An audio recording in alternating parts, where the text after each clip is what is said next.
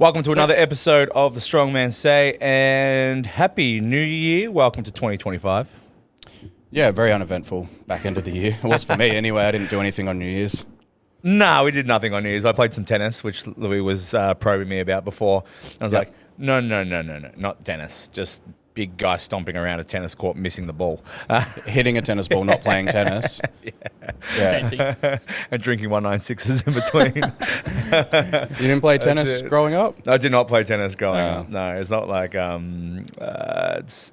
where do you live, Louis? Don't give an address. People will hunt you down, but like... Craigieburn. It doesn't sound that affluent, but like I'm a blue-collar, labourer's son.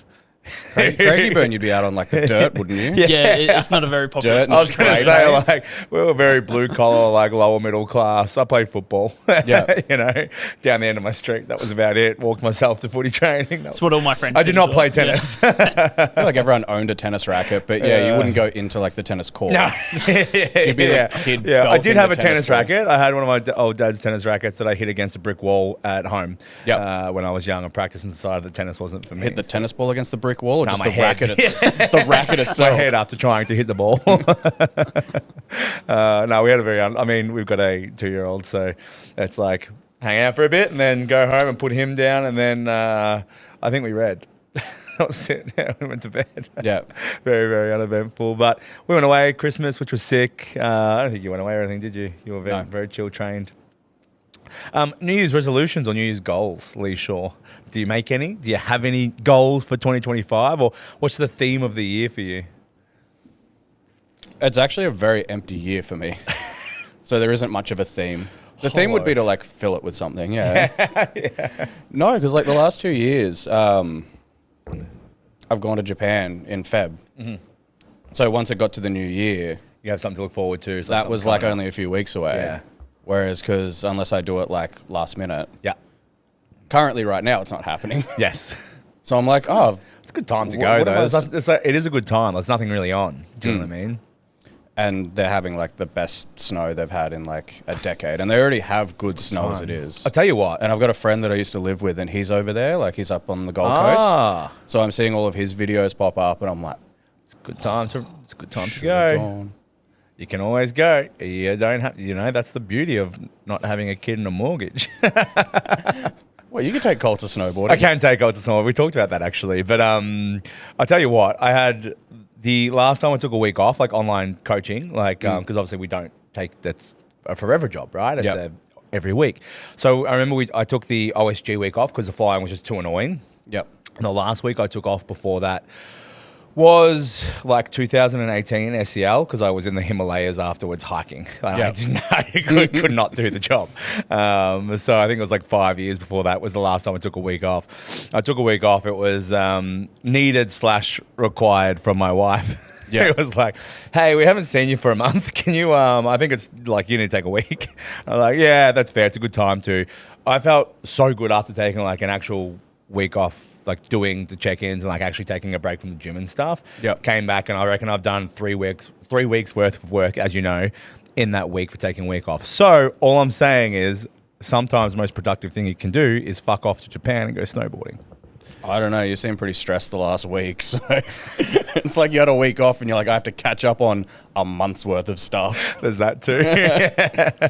Which when Double-edged sword. like I had that week off with OSG. Yeah. And then I came back and I felt like I just had twice as much know. catch up. I- And I was like, why did I take the week off? I worked the whole of Italy. I Yep. worked for my whole honeymoon. I worked 3 days, 3 nights a week till like 3 a.m. But I did all my programming before I left, right? So I was just doing the check-ins. And I still worked. And when I came back, I still felt like I had a month's work of work to catch up on. And Yep. I worked the whole time I was gone. Like I got back and it was like, okay, cool. Everybody's program lands in the first and second week that I got back. Yep. So like, this is not, I'm not sure a week off. I was going to say, I'm not sure a week off's worth it, but I'm trying to convince you to go. Yeah. Yeah, I know. You're sitting here being like, yeah, have a week It's off. great. It's It's great. It's fantastic. You can just work anywhere. It's the same.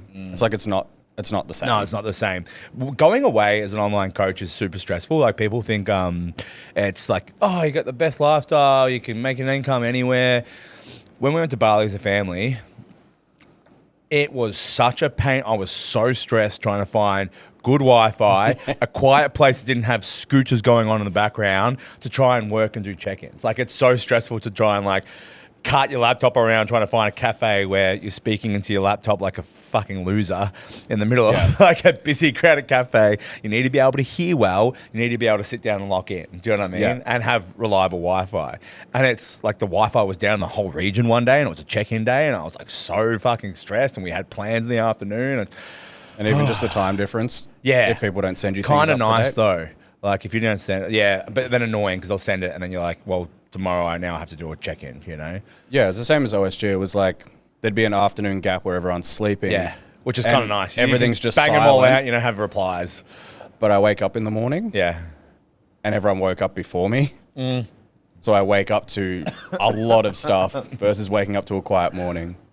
So I don't know. I think feel so that. many people have like online work and they're at a cafe and they're in Bali and they take an Instagram picture like it's nice. I'm like, do you have 20 clients? Like, what's going on? Are you living in Bali because you can't afford to live anywhere else? I think if you open Train Heroic, look at a video and go, yep, good job. yeah. Client done. Yeah. Like, yeah. And that does exist. Like, I know coaches that charge like $90, $100 a week, and it's like, good job. Good job. Yeah, not bad. What, like, you know, like single word feedback, watch the video, go on about But it's your written day. feedback. Yeah, Yep. written feedback, like, and I'm like, that's pretty good time. Like, in terms of like being I could do able that to- in a cafe. Yeah, I could do that in a cafe, fine. Yeah.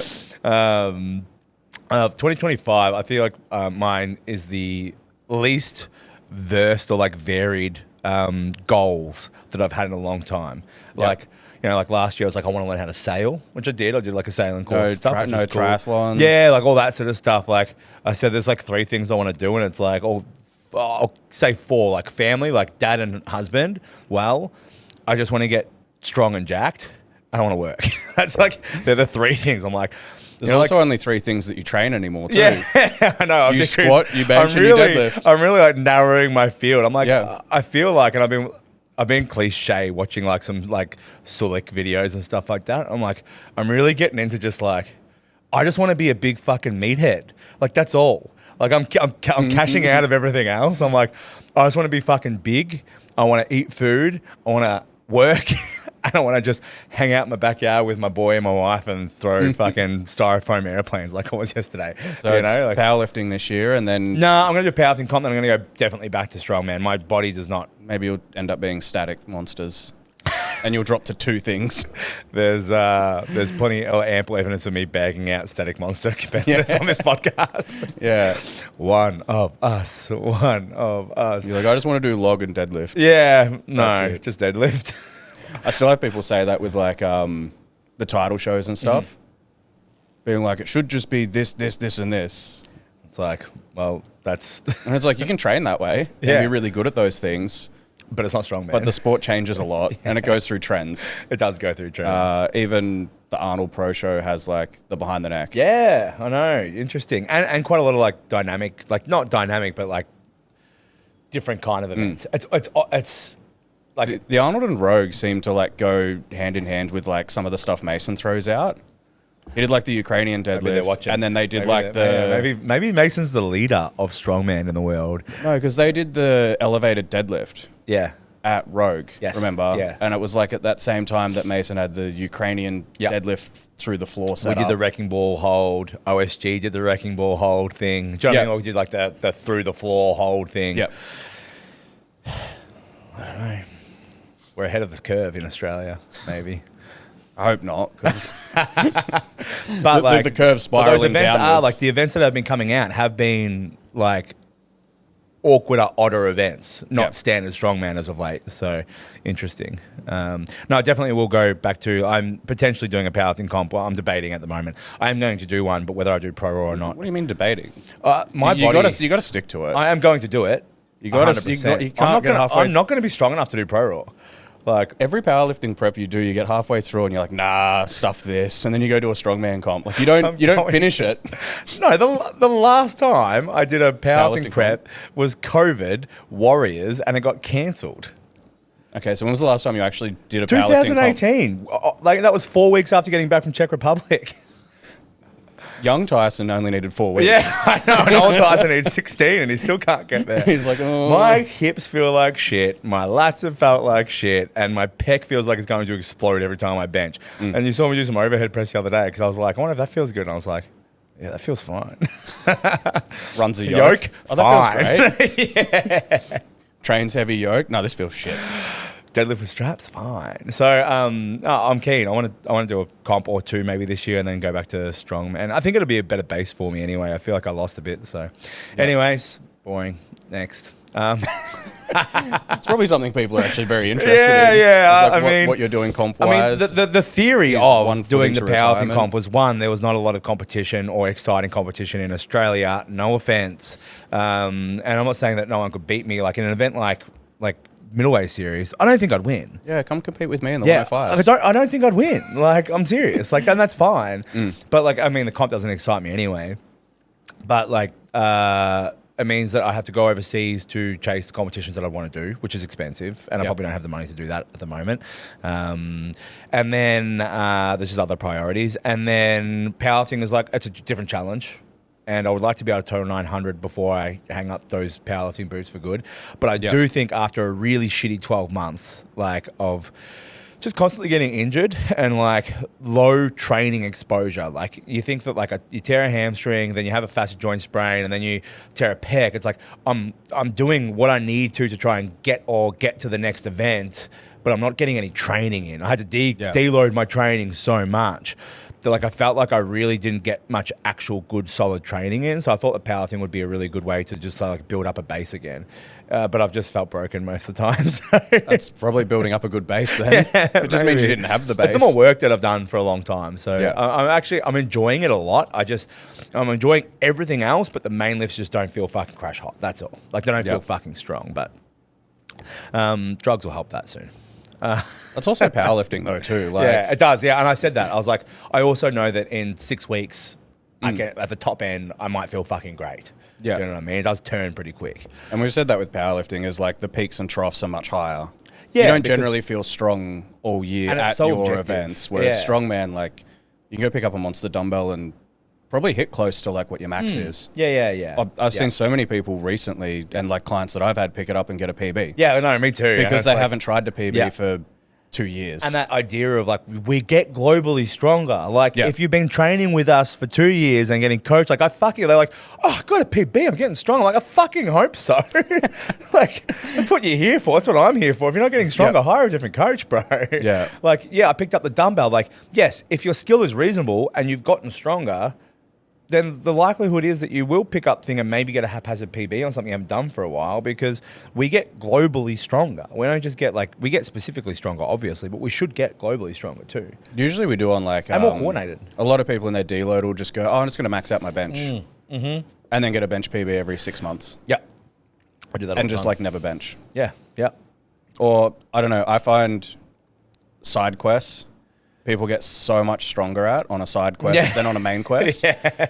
Because they'll auto-regulate like intelligently. Yeah, because they it don't doesn't care about matter. the side quest. Yeah. Less So I've got a attached. lot of people that like their front squats blow up great Yeah. and they just feel good every week because they adjust the numbers because they don't care. Yeah. And then the same with bench. They're not attached to the numbers. Yeah, so many people where their bench goes great and they're like, why doesn't log go like this? And it's like, because you constantly stress about log and like pull it apart and change things and like, or you force certain numbers. And I'm like, bench, you just hop under and you're like, I don't care if it's good or bad, I'm just going to bench. And then it just grows because they're in that like moderate range where they're doing good work. Yeah, 100%. And like just accumulating work, or they're just enjoying it too. Like it's fun. Yeah. Where it's not, 'Cause it doesn't it's matter. not stressful. It doesn't matter. Can we go back to the we're not changing it all the time thing? Because I've been talking to a couple of clients about this lately, because and like newer clients, which is fair, like it's okay to experiment at the start of your journey, right? Whether it's powerlifting or strongman, like how you do something at the start, you're still trying to figure out what feels natural or right. Okay, so you have to experiment a little bit, but there comes a point where you've just got to choose a way that feels right or good, and stick it for 8 weeks to see how it plays out. Like the biggest thing that people make the mistake of and they have trouble, like they don't get strong or like they're because it's different every time. Like strength is such a consistency. Like the feeling and the routine of how you do something needs to be consistent, congruent with last week's and the week before's all the time. And if it continually changes, then it never feels good, right? Yeah. I remember doing that like early on with like my deadlift stance. But I wouldn't do a tiny change. Yeah. To where it's like, okay, it kind of feels better, but it still feels good. It would be like narrow to wide for a bit, and then it's like wide to narrow. No, and it's that's like not, the change is enough that it always feels bad. Yeah. Because it's too different. Yeah, 100%. Like, and it doesn't, like, people forget you can get strong in shit positions. Yeah. Like, you don't, like, you see it all the time. Like, people, and like, including probably us, like, I look at some of my fucking old deadlift videos and I go, oh, fucking, whoa. You know, like, it's like you can get strong if you're not moving the best. If you don't have the best technique on something, but you train it and train it hard and it's safe and makes reasonable sense, you'll get fucking strong at it. If you do it, right? Like, it doesn't have to be perfect, but if it feels good, or like you need to lock something down and make it consistent and attack it. Otherwise, if you're always changing it and making it like cerebral and like always cognitive to get in there and try and train, then it always feels like shit, like you're saying, right? I was so sidetracked. That was specific to someone. Yeah. One of your clients is going to message you being like, this was about me no, trying to change it wasn't at all. But Leigh regretted bringing me a coffee this morning because like I asked him to bring me a coffee and I said, he's like, I thought you were tired, but I walked in the door and you were like, ba ba ba ba ba ba ba ba ba. Don't drink this. Gives it to Louis. You can have his coffee. So that's 2025. It's coming up. We've got a fair bit going on. Before we get into like what's coming up in 2025, back onto track. The last thing that we spoke about, I believe you're going to OSG was our last podcast. So you've been to OSG, and I didn't message you for 2 weeks after you came back. Just because I knew, like, if it was me, like, I just don't want to do it. I don't want to have that conversation. You know? This is our relationship. It's fine, you know. We understand. But it came 14th. Yep. Obviously not happy with the performance, but not happy with the placing, but the performance was pretty good. Yeah, day 2 was pretty much perfect. Yeah. Day 1 could have been better. It's also just a fucking really hard weight class. Yeah, I think where I am strength-wise amongst that group, I can probably get away with one small mistake. Yeah. And still pick up the points. But to have like 2 smaller mistakes or say like 1 major mistake, that puts me out. I love like the 90s, fascinating, but the fucking upset of this, not the upset of the century, but like for the fucking bunny, what's his handle? Philippe, yeah, but what's his handle? Oh, Bunny of Steel. Bunny of Steel, yeah. What a fucking like performance. Yeah. Right? Like you got this like 19-year-old kid come in and you got all these fucking savages in that 90 class. You got John fucking Hack. And I know we say like he's not a fucking strong man, but like I mean it's John Hack. So he's like the most powerful cunt in the world. He won day 2. Yeah. He won both events on day 2. That's a fucking 19-year-old savage. Is he natty? Yeah. I think he did natural. He did naturals, right? He won natural worlds maybe 2 years ago. Yeah. Or 3 years Whether ago. he's still natty, don't know. But he's 19, so it would be reasonable to say that he potentially is. He looks it. Like I went He to his definitely Instagram. looks it. Yeah. Sorry, I know, Philippe. If you when we've had so many like conversations where people have talked about you've got to maximize your muscle to fit into that category. So you've got to be lean and you can also just be a freak. body fat percentages and this and that. Like, you know, talking about like more muscle, more strength. Yeah. And then you got, do you see like the 19-year-old natty fucking Philippe? Do you see the reel of like, it was like when lightweights need like a hand getting carried. Yeah, and like yeah, Mitch yeah. comes up and he picks up Philippe and carries him off. Yeah.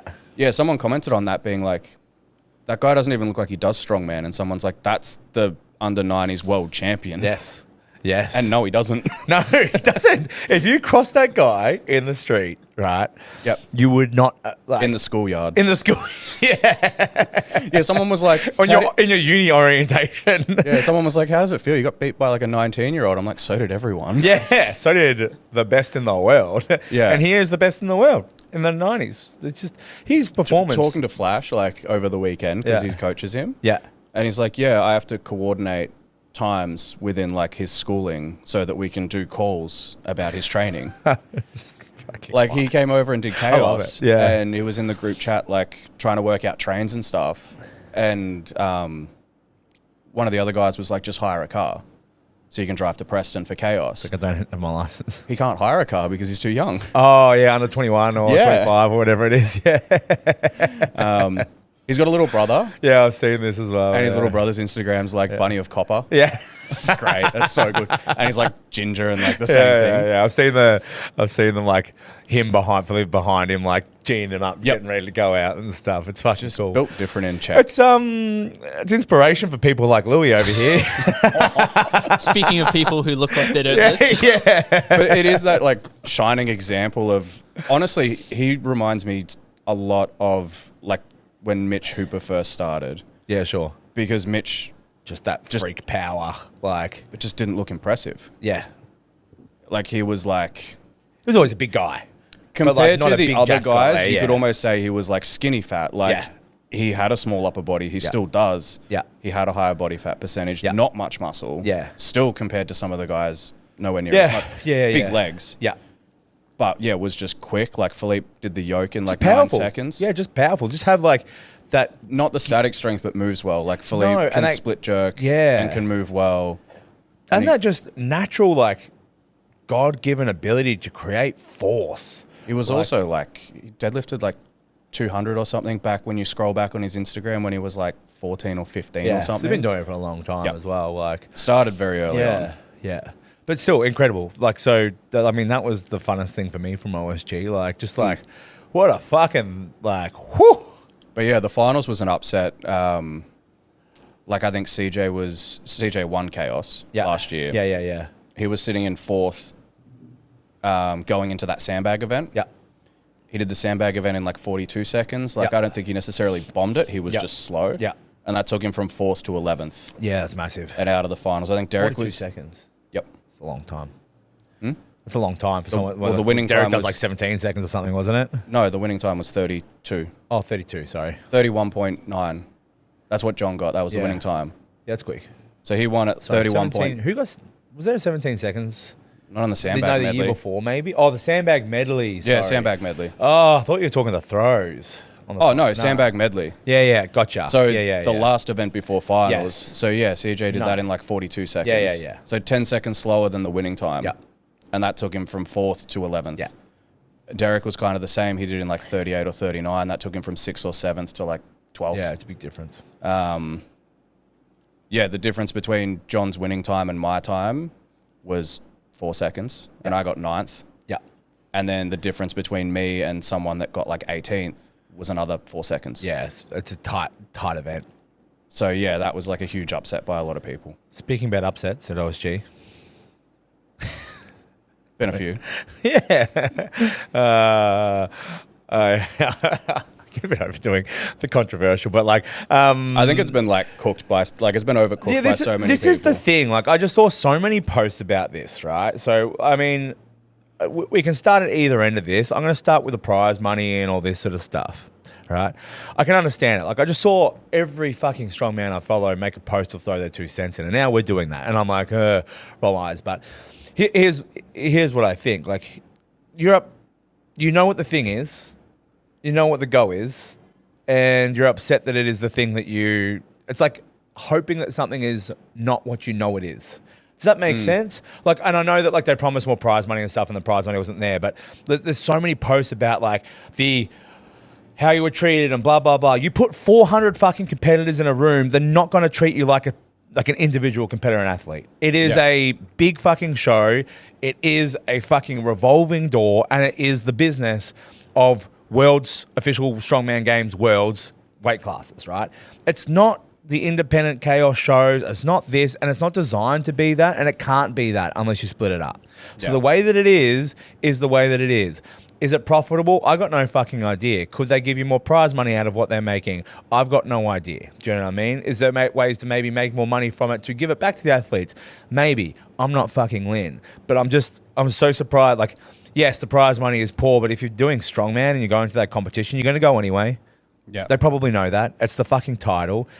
If there was no prize money, but you're doing it for the fucking title, you'd still probably fucking go and you'd still probably spend the money if they had the fucking title. Do you know what I mean? Like, there's boxers who are dog shit who fight up in Melbourne every month who get $3,000 or $4,000 to go and box at Melbourne Pavilion. Do you know what I mean? That's not our sport. We've got no money in the sport because it's just not interesting to it. Like, people think because we love it that everyone's going to love it. For the most part, especially with weight classes, God love us, a lot of people just aren't interested in watching a full show of strongman. The way that, that kind of thing. Like, the way that OSG is set up and the way that it is, it's not appealing. It's not going to be appealing. And unless you completely change the structure, it's not going to be appealing to the masses. Right? It's too long. It's too slow. There's too many competitors. It's a fucking 10-hour day of a whole bunch of not much. Yeah, I don't think anyone's wanting it to appeal to the masses. No. Well, I don't think anyone's expecting it to. yeah, no. There's a lot of comments and stuff about like how to make it like, you know, bigger crowds and all this sort of stuff. And it's like the bigger crowds is easy. Don't charge $100. Yeah, for a I know. ticket Yeah, for to sure. a sport no one knows about. Like, and that was the argument of, do you want 20 people in the crowd charging $100, or do you want 100 people in the crowd charging $20? Yeah. And it's like, it's probably a risk to go, if we sell cheap tickets and we still don't get people, then we're really fucked. Yeah. But the crowd's empty. And like, why do we have such a huge arena? Yeah, I agree with the empty huge arena seats. thing. Yeah, I definitely agree. But then, like, if you go in a smaller venue, you like, do you get the warmer space that you all want? Do you know what I mean? Who knows? Like, if you have like the merch stuff there, and you have stuff that people can buy, and if you just went, you know what, it's free for everyone to come in, and you packed it out, I wonder how that would look in terms of like people walking in and then buying stuff and purchasing things. Yeah. Or just leaving and then maybe wanting to do the sport. I definitely think that cheaper tickets and a small venue is a great idea. I think that having a giant coliseum every single year with it empty, like going out there, it's not a very good vibe. Do you know what I mean? Like as a competition, like it's the least enjoyable competition I've done each time. Yeah. Do you know what I mean? Like, you go out there, there's no fucking competitors in the crowd. Also, like, there's no music or anything. Big breaks, there's no music, there's no vibe. Like, but it's great content. Yeah. As something that gets videoed and like goes out there and you get the content, the live stream and stuff, it's great live stream, it's great like production, right? Which is the difference. So I just think that people need to acknowledge like what it is. And you know what? Like, no one's going to boycott it. It's official Strongman Games. Like, it's the title that everyone wants. People are going to keep coming no matter what. Prize money goes down, people are still going to bitch, but they're still going to go. Yeah. The way I see it is like, it's a business. Mm-hmm. The same with here in the country. It's a business. Yeah. So it's a business and you have customers. Yeah. And it's a business, so you have profit versus loss. Mm-hmm. This year's profit versus loss, the prize money, I guess, and a lot of other things, you would consider that a loss compared to previous years. Depending on their bottom line. But yeah, I'd be imagining that if it progresses at this rate, if it continues at this rate, then it's getting worse. Yeah. And if people think they're getting treated poorly every year and that's getting worse, if it keeps going at this rate, it's going to cut out all the internationals that don't have a good job. It already, like, there's no internationals in there. It's going to be world's strongest middle class man. It already is. Like, like, it already kind of is, but like, if it's worse. We've said this for years. Like, it's too expensive in America or to fly to America to get half the Eastern European strongest motherfuckers over there. They can't afford to. If you go over there, our dollar's bad. It costs us a fucking bomb to go to America every year. Like, it's $5 or $6 grand, which is not crazy, but it's still a lot of fucking money. The worst one's probably like Middle East, Asia, that area, because that's probably the furthest that they have to actually travel. But least amount of competitors in like Middle East, Asia. Do you know what I mean? Like, it's not the demographic, but Eastern Europeans, massive. Like the Ultimate Strongman guys, there's some really, really strong guys out there. But like when we go over there, Australian dollar is fucking great. Yeah. Which means the American dollar would be fucking amazing. Which means them trying to go to America is fucking impossible. Yeah. It's just not possible for most. So I think it's that additional thing. I think the coach's pass kind of rubbed people up the wrong way to start with. Yeah, that was... And also, I was out back, and there was plenty of people that didn't have a coach's pass, and it meant nothing. Yeah. And there was no one helping us do anything. So it's like, where'd that extra money go? But I think my thought is the way the business rolls and the way it continues, that out of the 400 athletes, 280 were American. If that keeps getting worse, now it's not Worlds. It's got a Worlds title, cool. It's got a Worlds title. But you just have to go over and beat Americans and hope that you... I mean, the American field is deep, though. Like 105s and above? Yeah. Yes. They're fucking strong. No, 105s and above? Yeah, but all yes. but the 90s and the lighter classes. Even like the women. Yeah. It's very, very divided. Yeah. Across all the women's classes. Yeah. And it's going to be interesting with the women because even like the Opens and stuff like that got absolutely fucking pillaged because of the Rogue Invitational and stuff like that. Like they get better opportunities. So now the best women in the world aren't doing that comp. Yep. But I mean, at the same token, that's probably the same as like the heavyweights, right? So you hopefully see a rise of the female competitors trying to get a shine through to go to those road comps. So you've kind of got the same equivalent where it's like, well, the female and men Opens are actually competing at the paid shows and the people trying to get to there are making their way through those bottom end comps. So like through those, like not bottom end comps, but Except Rogue and Arnold's just invite who they want to invite and not actually the strongest people. Well, that's always been the case. Yeah. I mean, they're pretty good. There's definitely some misses, of course, but you only have so many people. They re-invite favourites and crowd favourites. Yeah, which, of course, it's a business. Same deal. It's the same as World's Strongest Man. Like we've said, it's all invitational. Like that's what it is. And we can't be surprised I mean, the Rogue Invitational, like it was pretty good selection. Yeah. There's probably like... Even the Arnolds and stuff, like the Pro Arnold show still at the moment has like people in there that probably shouldn't like be there. past the time. Bobby Thompson shouldn't be there. Yeah. No offense to Bobby, but like there's so many and the men, pro the guys men that can fill that spot. The men is a fucking great example of that. I think the men probably a better example of women. I mean, historically the women, like the invites have been a bit weird, but there's no like, because it's new, there's no people that have established their spot there and kept it for a long time. Yeah, right? Where in the men, there's people who have connections or people who have been in the limelight for a long time that are still getting that spot in whatever comp it is, where there's other potential guys that should be coming through. Yeah, they've at least invited the Arnold amateur winners from the previous year, which I don't think it was directly from that. Like Nick Guardione also just won OSG. Yeah. And then he won Arnold Amateurs last year, so he got a spot in the pro show this year. So there's like multiple things, and then it was Jen Lyle won Arnold Amateurs for the women. She's invited to the pro show, but I think she also won another big show, maybe America's Strongest or something else. Yeah. So at least that looks like it almost has like a direct pathway again, which some it sort used of to. pathway. To actually slot new people in. Yes, which is like good because like we need, or ideally, like they're very slim, but there needs to be some very clear pathways for people to be able to break in. There's so many good people who want to break in. And that's the tough part, but there's very slim opportunity. But at least there's some opportunity and some clear pathway. At least we, as coaches and as athletes, you kind of know what you need to do. Like we now know that, and previously we didn't even have this. You need to win OSG to get a Giants Live invite or podium. That's it. You want to get in there? That's the comp. That's it.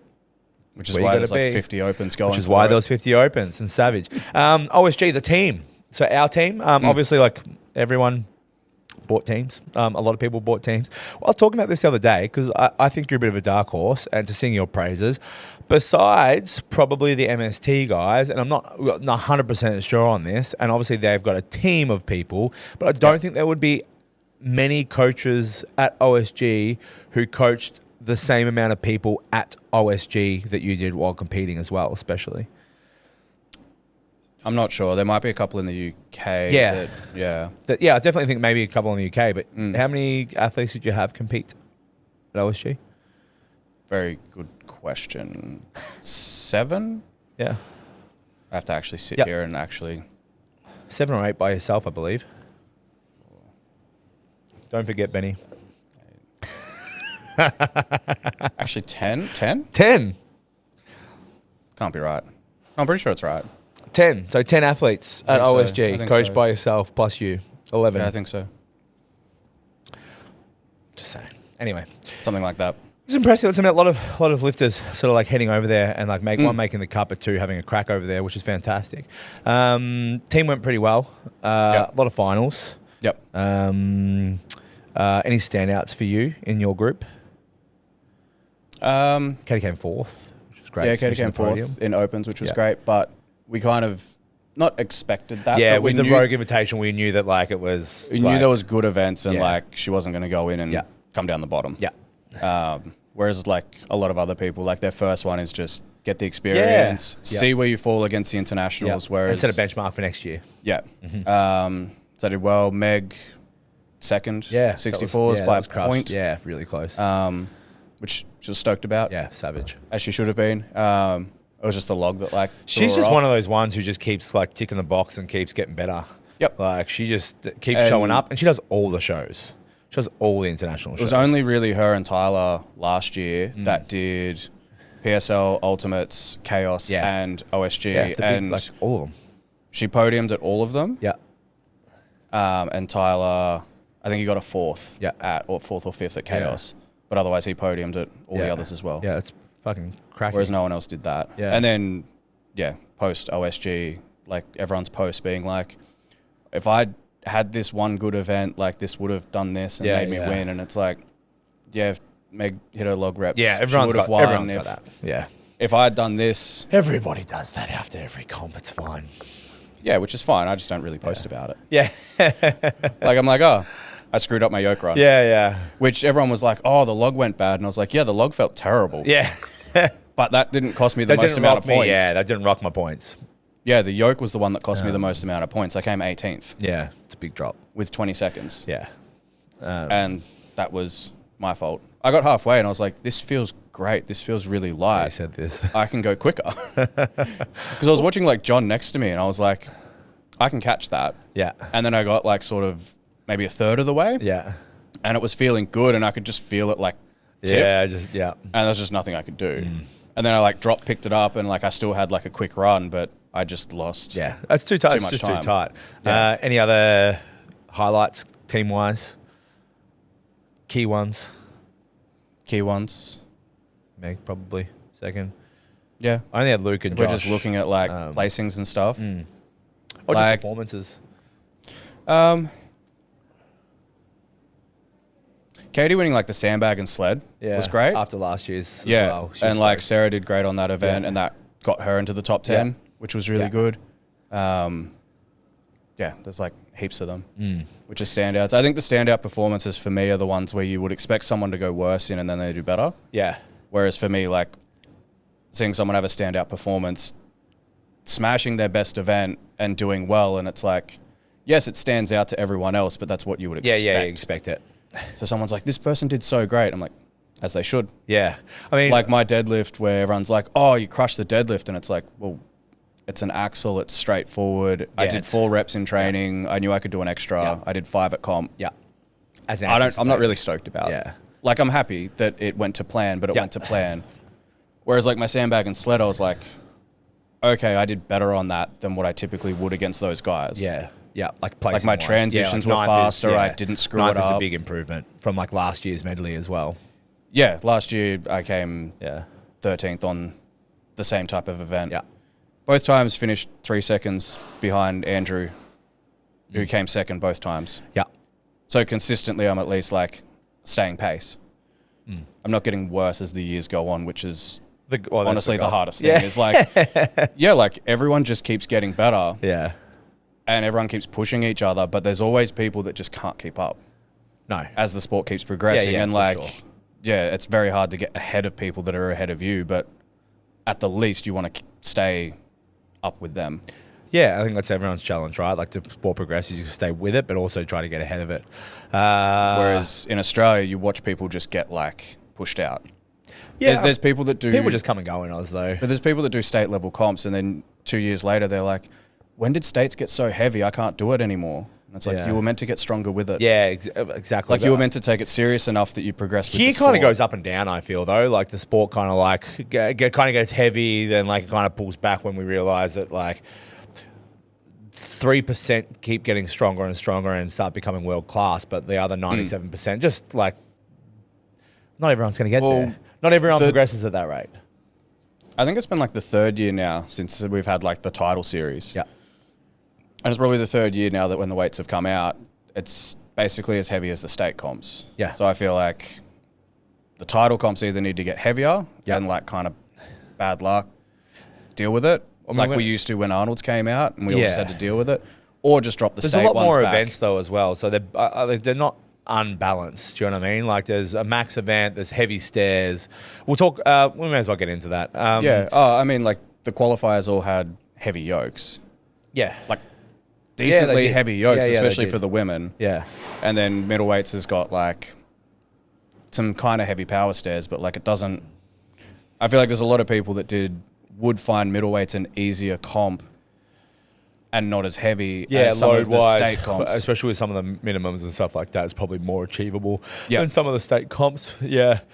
But they're more competitive too. So it's just different. It's a different style comp. I hear what you're saying, but like 8 events means that there's definitely going to be some lighter events. I mean, you've got 2 maxes, but they're overheads, obviously. The deadlift is they're the least moderate. taxing maxes that there are. Yeah, deadlift is moderate. The power stairs are heavy, quite heavy.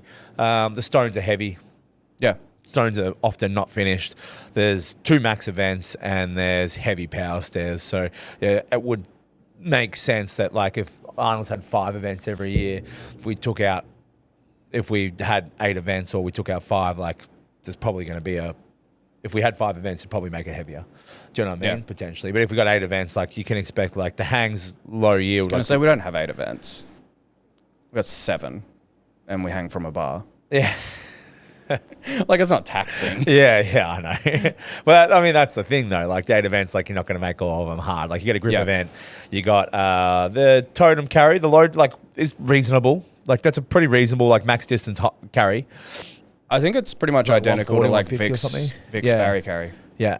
So like if it's bigger and more awkward, great, it's a progression on. But it's basically identical to the Barry carry. And the fingal sounded light, but from what I hear, it's quite a long fingal finger. Quite large, like double the size of ours. Oh, yeah. Which would change it dramatically. Yeah. Very much so. Yeah, it would make it like... Ours is 3.5 meters. This is... I don't know how I can say this. Ours is 3.5 meters, and I saw a post and I asked Mason about some stuff because obviously you saw me in here on Saturday trying to figure out where the fuck to put the fingal finger back in our gym again. And I saw something and I was like, oh, is this? And he's like, well, I'm currently working on one that's 7 meters and like you can make them blah, blah, blah. And I was like, 7 meters, hey? I'm assuming that's middleweight series, hey? Yeah. So it sounds like a very long fingal finger, which would definitely change the speed and it would look more impressive, but it will definitely change those like outcomes, I think as well, potentially.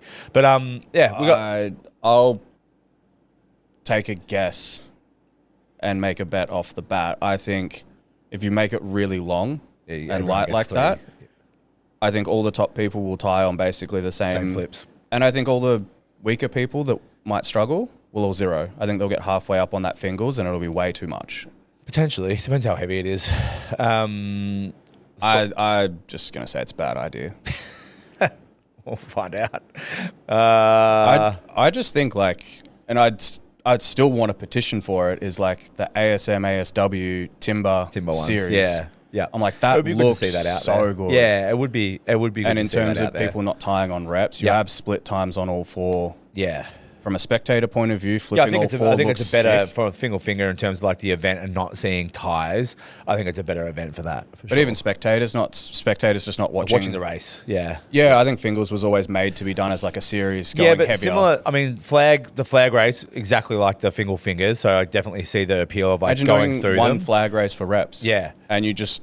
Yes, but like when you get to that fingal finger and someone's halfway up trying to get it and it's just about to tip, even if you're going back and forward and you've got 60 seconds, there's only 2 or 3. Yep. When you see someone get that, it is actually quite good to watch, especially if it was quite big. Yep. If it's quite large, it still is actually quite impressive as long as like it's heavy enough where like you're like, oh, they got it. Do you know what I mean? But you got to watch 20 people really struggle with their 4th rep. Potentially. Eventually, it's not going to be exciting. No. This is why the sport doesn't appeal. I just think I think there's definitely events in strongman that like you can do it 1,000 different ways. Yeah. Like you're not going to do a max power stair. Yeah. Boring. No. Yes. Not going to watch it. We did a max Viking press. Yeah. And it was kind of the same thing. Yeah, but it's the same as all maxes. But yes, it's less exciting or less Yeah, I think some things there's like a rep event or a max work event better, or right? Yeah, but look, you've got to have variety. No, I think. Do you have to have variety? No, you don't have to have fucking variety, but like it's not unreasonable to say one finger for reps, which is the standard way to do a fucking finger, or cut 4 or 8 fingers into the venue, which yes, it is close to Mason's event, but like this, it is the sport. Yeah. Like 1 finger is the sport, 4 fingers is the sport, 8 fingers is the sport. It's all done. Do you know what I mean? Like it's all part and parcel of the sport. So like I think we get a little bit like, yeah. We could bring 1 finger in and just do like a rising bar. And just slot plates inside Max, or just like like every time it goes up. Yeah, time wise, like you got to collar them and stuff like that as well. Could be a little bit slow unless it's a fast way to like add the timing while the athlete's doing it. I don't know if you'd need a collar. Like once it hits the other side, it might fall out. But someone just shoves them back in. They fucking explode out. To be honest, I've seen it happen. Yeah, I don't know. I think it would be. I think the finger will be fine. I don't think everything needs to be the fucking ducks nuts of. I think yes, 100%. It is better the way that you're saying it. It's just not the way that it's happening in the competition. So who gives a fuck? I do. Yeah, I know you do. It's just not what's happening. So, the stairs are heavy. The stones are heavy. The behind the neck press can be from front or back and have 2 minutes. Yeah. I think from the front's like, it's good to have that option for the one person that can't figure it out from the back. Yeah. Like they're not going to break something attempting it. Yes. Especially when you've got like a minimum opener that may be pushing it for them. Is there anything else of note in there, really? I mean, we're not going to talk about ASM because it's forever away. And if you're doing ASM and watching everyone, I had clients say, like, I'm watching people train the hang. I'm watching people start to do this. I'm like, they're 20 kilos, 40 kilos lighter than you. They're in different comps. Their comp is 8 to 10 weeks away. Your comp is 4 months away. Yep. Chill the fuck out. Lightweight series, you've got the wheelbarrow load, which is interesting. It's like, I was using the wheelbarrow underground the other day. It was fun. Yeah, we haven't seen that for a long time. Yeah, it's not bad, actually. I don't mind the wheelbarrow. I think it was only really like Drew and the ASA Nationals that did it consistently with like a keg load or something inside and then a wheelbarrow. Big fucking wheelbarrows too. I quite liked the OSG ones they used. They were quite handy. The huge ones. Yeah, they're just giant though. They're too big, Yep. but you need them to be big to obviously put those big implements in there. So that's coming up. So it's 8 to 10 weeks away. And then the other one that we've got coming up in 2025 is the naturally aspirated comp, which is over 90 or something, or maybe probably more now, competitors in there, which is massive. I think it's 1 day, which will be a huge competition and shows, it's really interesting. It shows the need, or that there is a viable route for a tested federation in strongman. Obviously, I mean, Worlds has been crushing, but with 90 competitors in that competition, like, I'd be very interested to see how it goes if it starts to create state competitions, to see whether like it's viable in states and how many people will sort of get in there. But I think it's a fucking great to see so many athletes register and sort of get amongst that pathway. Yeah, we've said that for ages, where like there's states and then there's a big gap with like newer intermediates where there's nothing to do, but this is and there's no comps. Perfect, because it'll be lighter in general. Yeah, the weights aren't. Yeah, the weights suit that. Yes. So there are newer people that typically, if you're newer in the sport and you're more of an intermediate, 99% of the time you probably don't take PEDs. Yes. So it all suits perfectly. Yeah, I agree. You're a bit newer. You're not quite at the strength level of something else, and this gives you a direct tick of like, you don't have to go against people that are taking stuff. And in saying that, if you go to an intermediate or free-for-all competition and the loads are achievable for you, then like, and someone's come over from another sport, and they have used PEDs, they do use PEDs, like, honestly, at that level, we often don't see that much of a fucking difference.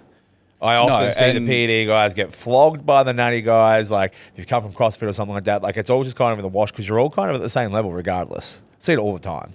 I also see a lot of people that look like they're taking stuff and aren't. And I just see a lot of people. I know a lot of people that don't look like they take anything and do. Yeah, 100%. Like you never know, but like I just don't think it. I think like even at the natty, like those natty loads for the competition, and if we saw like state competitions, those loads, they are lighter than even maybe the other competitions. But if you went to like a general competition where it's not a natty comp.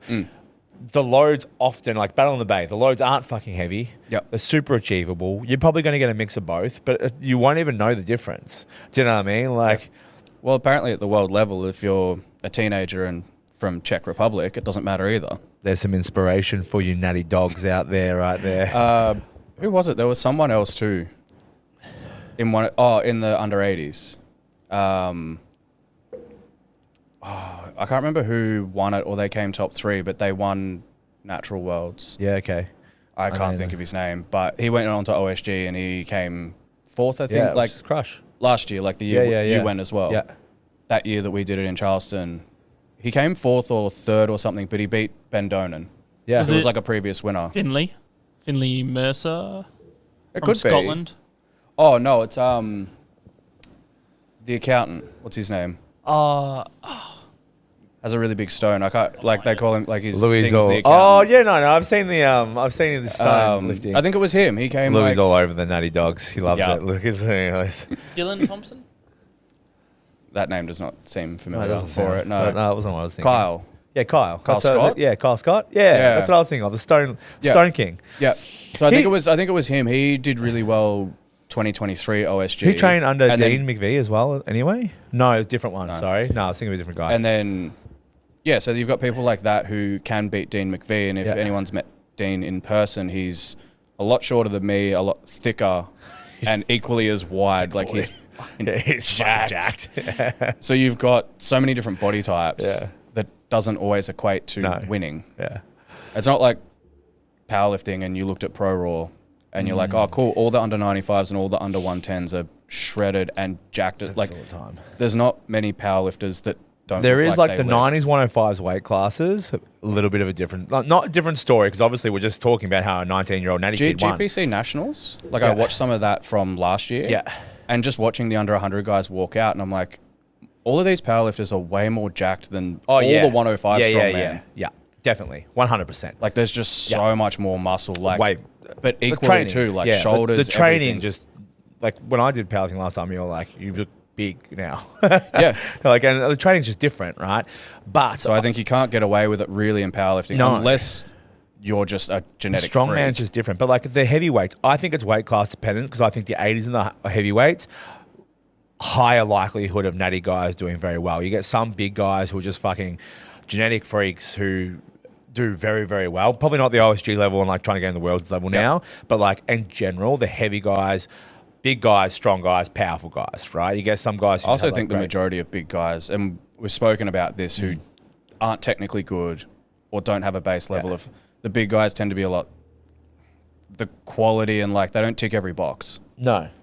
Big guys are just generally strong, so they just move. Fucking big motherfuckers. Yeah, if you can't tick those boxes, there's We've a lot of seen low-hanging big fruit. guys that have done like top national comps and gone on to worlds that can't push press No. Yes. Or move. or physically get their feet off the ground. So like you can get away with it as a big guy. Yeah. So I think You being can. if you're But then natural and you're smart, you get like a Vernon who's only like a 120, 125 Yep. heavyweight guy, natty, 220 stone, sprints a 450 yoke. Do you know what I mean? Like his static lifts aren't there. Like 340 deadlift was his best deadlift kind of thing, 160 log. But like that's a strong natty, but like powerful natty guy. He's just got a bit of weight to throw around and very, very powerful, right? Yep. And some of the like natty guys in previous ASMs and stuff have done really well. 80s guys, probably similar, like CrossFit guys who come who are very, very strong, have a good base. The 90s and 105 guys tend to be a little bit more PED based. Yeah. If you're an 80 guy, touch a bit of PEDs, suddenly gets harder to make 80. Do you know what I mean? suddenly you're a 90s guy. Yeah. Do you know what I mean? Like, Yeah. I feel like the 90s, 105, especially the world level, is probably the most PED based group. Do you know what I mean? Like, it's really, I mean, not at that level, at the world's level. I think it's all pretty much across the board. But I think in general, you'll find that those two weight classes around different comps will be like the higher user base or harder to hit the top without. yeah, it's probably the same for the women as well, to be honest. Those middleweight classes. Yeah. Yeah. Yeah. Probably. Like, I don't think it's anywhere near as prevalent in general, but like if you were to look at weight classes, like that's probably more likely than just like the taller, like bigger just women big, that are just strong women. Yeah. or the really, really light ones. Yeah. Who move well, who have different strengths, right? Yeah. Whereas at a world level, like the 64s are more jacked than me. Yeah. Yeah. The 64 classes, that's the under 90s. I know. That's the equivalent. It's like everyone goes to OSG and goes 64 and 90s. Yeah. That's what I want to yeah, watch. yeah. Because I have no idea what's going to happen. Yeah. Cool. That's the episode.